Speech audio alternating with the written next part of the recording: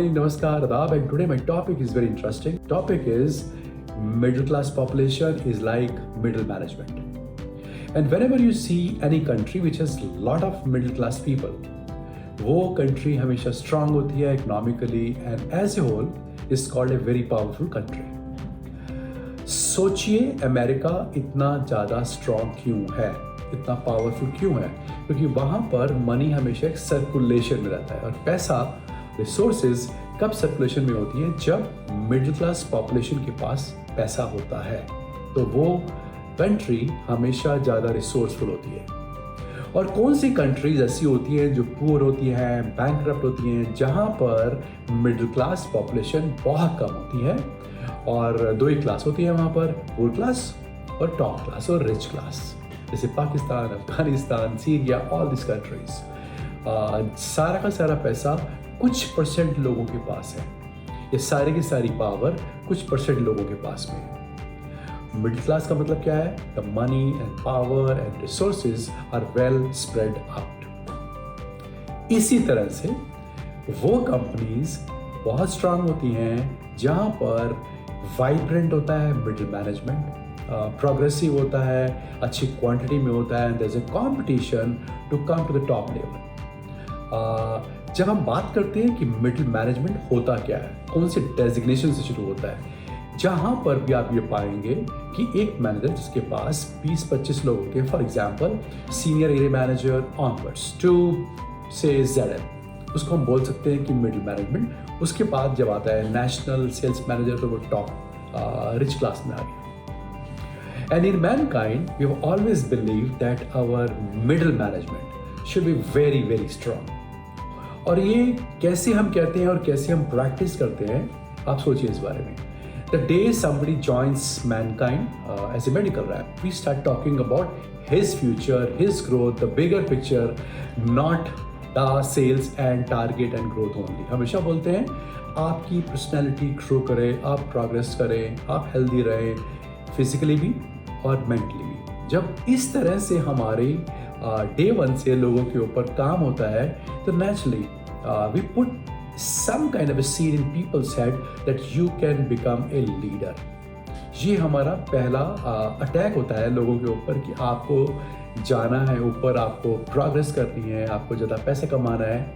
क्योंकि हमारा ये बहुत स्ट्रांग मानना है कि अगर आप अंदर से personality wise, qualities wise, if you will not grow, then there would come a time that you have not grown substance wise and you start comparing yourself with those people, those who are earning more, or those people, those who are getting more promotion.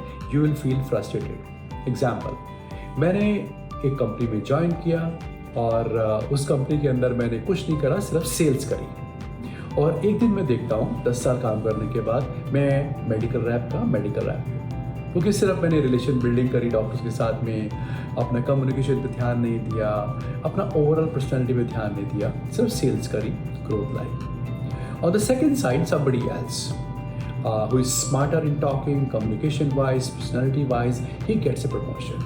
Then I feel totally dejected, frustrated and feel कि company जो है biased है, क्योंकि somehow this culture is not there कि जहाँ पर हर एक को ट्रेन करने का, आगे बढ़ाने का उस कंपनी के अंदर मौका मिलता है या एक एटमॉस्फेयर है। तो आपको फ्रस्ट्रेशन होती है, आपको नेगेटिविटी आती है। On the second side, there is a company which is talking every day, grow personality wise, substance wise, as a whole.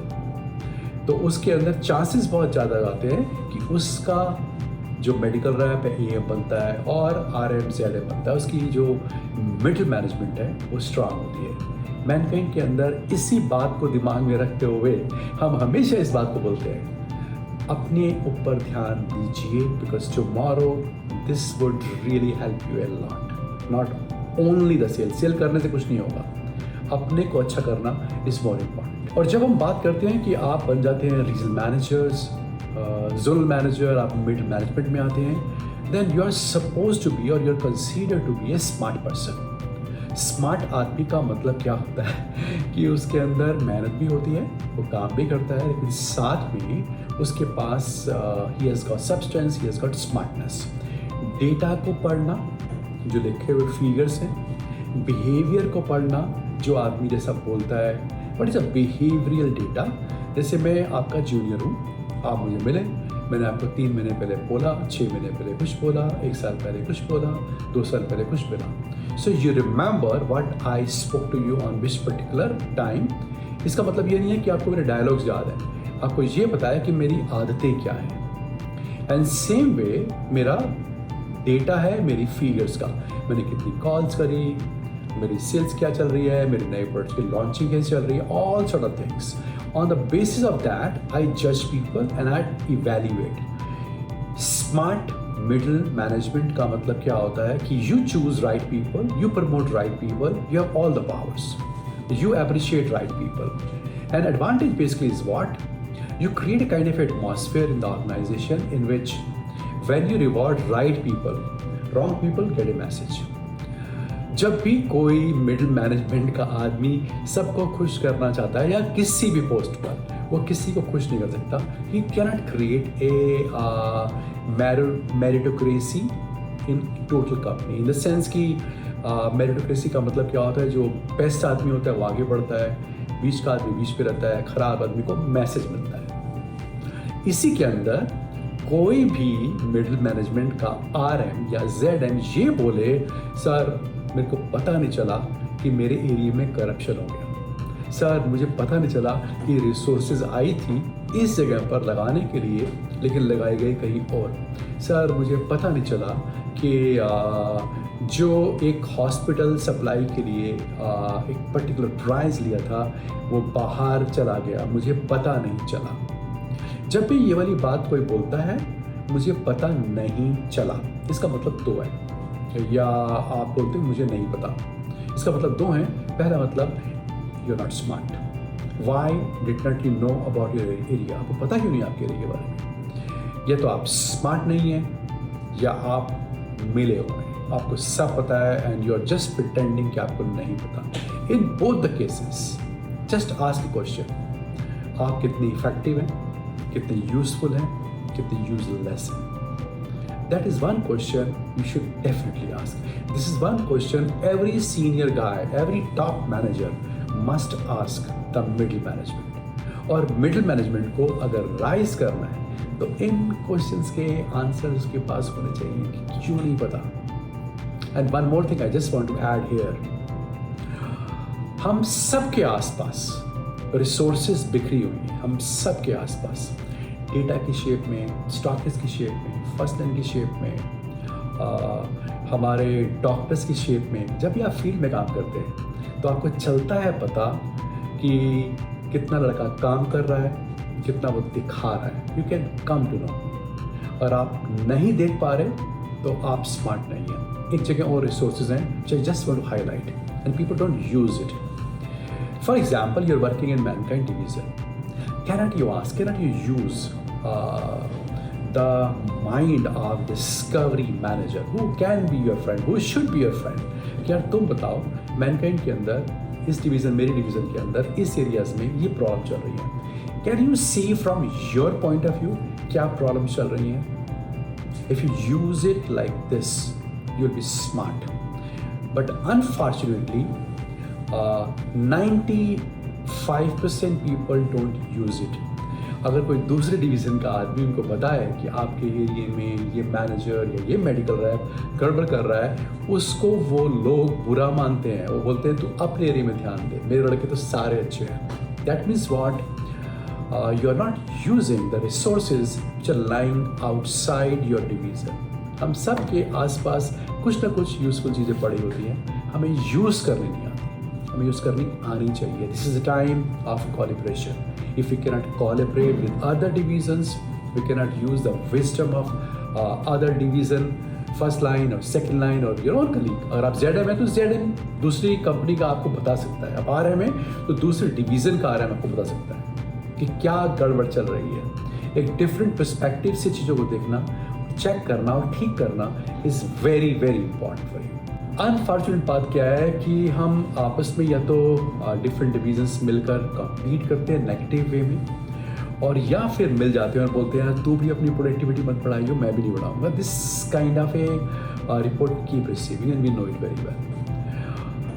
लेकिन अगर आपको लाइफ में प्रोग्रेस करनी है and you want to really come to the top post, and why I'm saying so, because we are extremely unbiased. Mankind जो है बहुत ही unbiased है top leaders के लिए या medium middle class leaders के लिए. And I give you some examples.